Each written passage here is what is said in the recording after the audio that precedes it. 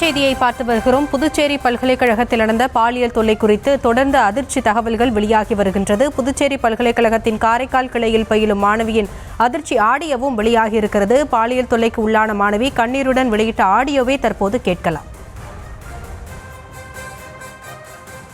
அக்கா, எனக்கு ரொம்ப கஷ்டமா இருக்குக்கா. இது எனக்கு யாருக்கிட்ட ஷேர் பண்ணிக்கிறதுன்னு தெரியல.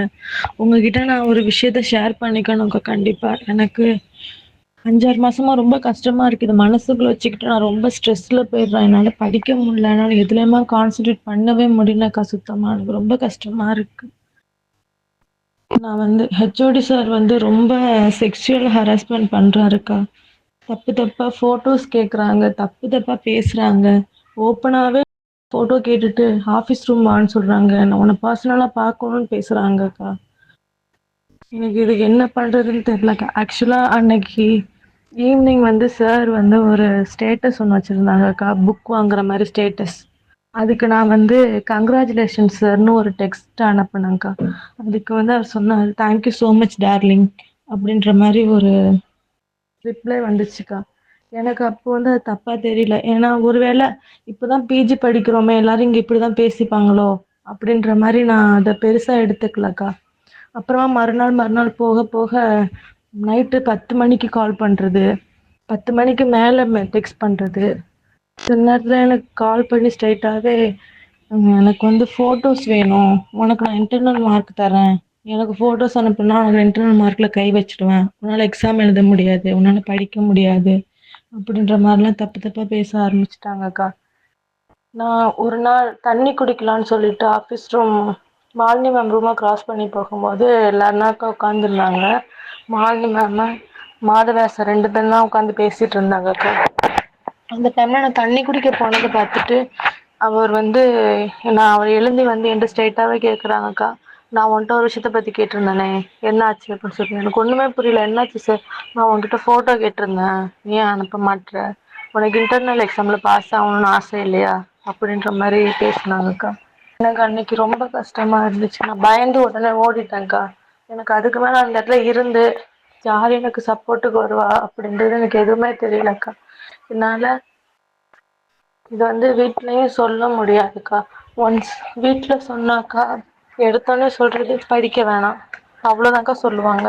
நீ படிக்கிறதுனால இந்த பிரச்சனை, வீட்டில் இரு. எனக்கு படிக்கணும்க்கா. எனக்கு படித்து பிஜி பாஸ் பண்ணிட்டு மேலே மேலே டாக்டரேட் அந்த மாதிரி படிக்கணும்க்கா. பிஹெச்டி படிக்கணும்னு எனக்கு ஆசை. அதுக்கு நான் ஃபஸ்ட்டு இந்த பிஜி முடிக்கணும். ஆனால் அது அவர் இருக்கிற வரைக்கும் அது முடியாதுக்கா. ரொம்ப எனக்கு மட்டும் இல்லைக்கா, நிறைய பொண்ணுங்களுக்கு, இன்க்ளூடிங் கேரளா பொண்ணுங்களுக்கெல்லாம் நிறைய டெக்ஸ்ட்.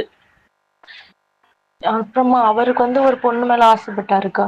அந்த பொண்ணு ஒரு பையனை லவ் பண்ணிக்கிட்டு இருக்கா. என்னை தனியாக ஆஃபீஸ் ரூம் கூப்பிட்டு இந்த மாதிரி அந்த பொண்ணு மேலே நீ கம்ப்ளைண்ட் லெட்டர் எழுதி கொடு, நான் உங்கள் பேரண்ட்ஸ்க்கு கொடுக்கணும் அப்படின்ற மாதிரி பேசினாருக்கா. அன்னைக்கு நான் சொன்னேன், நான் முடியாதுன்னு சொன்னதுக்கு உனக்கு இன்டர்னல் மார்க் போட மாட்டேன், என்ன சொன்னாலும் முடியாதுன்னு சொன்னால் இன்டர்னல் மார்க் போட மாட்டேன், இன்டர்னல் மார்க்கில் இல்லைக்கா லைஃப். ஏன்னா அதுக்கு பயந்துக்கிட்டே நான் 2-3 வீக்ஸாக காலேஜுக்கே போகலக்கா. எனக்கு அட்டெண்டன்ஸ் ஷார்ட்டேஜ் ஆகிடுச்சு, அதனால் எக்ஸாம் எழுத முடியல. நான் அவ்வளோ கஷ்டத்தில் இருக்கேன்க்கா. எனக்கு இதுக்கு ஏதாச்சும் ஒரு சொல்யூஷன் கிடைச்சா நல்லாயிருக்கும். நான் இப்போ மட்டும் எதுக்கு வெளியே வரேன்னா, நான் மட்டும் இதில் பாதிக்கப்படல, என்ன மாதிரி 10 பொண்ணுங்களுக்கு மேலே, 10 பொண்ணுங்கன்றது கம்மிக்கா, 20-30 நிறைய பொண்ணுங்க இதில் பாதிக்கப்பட்டிருக்காங்க. நான் ஒரு பொண்ணு வெளியே வந்தா என்னால் அவங்களுக்கு ஒரு சொல்யூஷன் கிடைக்குமோ அப்படின்றதான் நாங்கள் வெளியே வரேன். நான் கண்டிப்பாக எங்கே வேணால் இது ஓப்பனாக பேசுவேங்க்கா. இதில் என்ன ஒரே ஒரு சின்ன பிரச்சனைனா, எனக்கு மேரேஜ் ஃபிக்ஸ் இருக்குக்கா. இப்போ நான் மீடியா அந்த மாதிரி போனாக்கா அது என் பர்சனல் லைஃப்பை பாதிக்கப்படும். என்னால் அங்கே போக முடியாதுக்கா. நம்ம யூனிவர்சிட்டி வைஸ் யார் முன்னாடி வேணாலும் மீடியா இல்லாமல் நான் கண்டிப்பாக அது முன்னாடி நின்று பேசுவாங்க்கா. ஏன்னா அவர் பேசுனதுக்கான ப்ரூஃப்ஸ் என்கிட்ட நிறையாவே இருக்கு, இன்க்ளூடிங் அவர்கிட்டயே இருக்கு அதுக்கான ப்ரூஃப். இதுக்கு ஒரு சொல்யூஷன் கிடைக்கணுன்றதுக்காக மட்டும்தான்க்கா நான் உங்ககிட்ட இது எல்லாத்தையும் ஓப்பனாக சொல்கிறேன். ப்ளீஸ்க்கா, இப்போ நீங்கள் எனக்கு ஹெல்ப் பண்ணீங்கன்னா எனக்கு மட்டும் ஹெல்ப் பண்ணுறதா அர்த்தம் இல்லைக்கா, அது எத்தனையோ பொண்ணுங்களை ஹெல்ப் பண்ணுறதா அர்த்தம்க்கா. வெளியே வந்தா இந்த மாதிரி நிறைய பொண்ணுங்க வெளியே வருவாங்கக்கா. ப்ளீஸ்க்கா, உங்களால் முடிஞ்சது இதுலேருந்து வெளியே வர்றதுக்கு என்ன பண்ண முடியுமோ அவர்கிட்ட இருந்து எப்படி நாங்கள் தப்பிக்கிறது, நாங்கள் எப்படி பிஜி முடிச்சுட்டு நல்லபடியாக வெளியே போகிறது. ஒருத்தவங்க கூட எங்களுக்கு வந்து இன்டர்னல் மார்க் கிடைக்கணுமாக்கா, நாங்க படிச்சு கிடைக்காதா, அதான் முடியுன்ற மாதிரி அவ்வளோ அசிங்கமா பேசுறாங்கக்கா அந்த ஆளு. எல்லாத்தையும் ரிமூவ் பண்ணிட்டு ட்ரெஸ்ஸை ரிமூவ் பண்ணிட்டு ஃபோட்டோ கேட்குறாங்கக்கா. ரொம்ப கஷ்டமா இருக்கு, மனசு தாங்க முடியலக்கா. உங்களால் முடியும்னு நினச்சிதாங்க்கா உங்ககிட்ட எல்லாத்தையும் ஓப்பனாக சொல்கிறேன்.